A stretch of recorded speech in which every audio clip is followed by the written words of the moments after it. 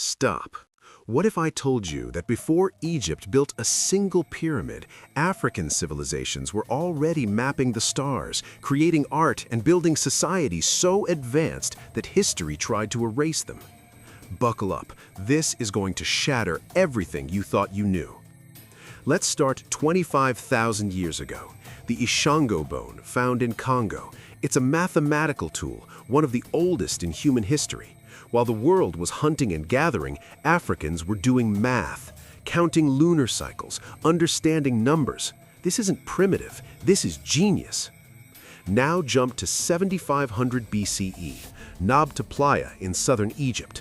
Stone circles, astronomical alignments, a calendar that tracked stars and seasons.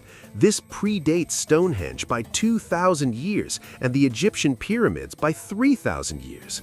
Ancient Africans were astronomers before Egypt was even a concept. But here's the one they really don't talk about. Ta Seti, around 3800 BCE, the first kingdom in Nubia, modern-day Sudan. They had kings, organized society, and were trading gold centuries before Egypt's first dynasty. In fact, Egypt learned from them. And get this, ancient Nubians were making pottery and jewelry that Egyptian pharaohs later copied.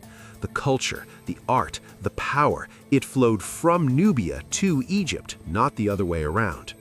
Fast forward to 3100 BCE, the A group culture in Nubia. They're building massive tombs, creating intricate crafts, and establishing trade networks that stretched across Africa. Meanwhile, Egypt is just starting to unify. Here's what blows my mind. When Egypt finally rose to power, who do you think they got their wealth from? Nubia. Gold, resources, trade routes, all controlled by African civilizations in the south. So why don't we learn this? Because the narrative has always been Egypt is where civilization began, but that's not true. Egypt was the result of African civilizations that came before it.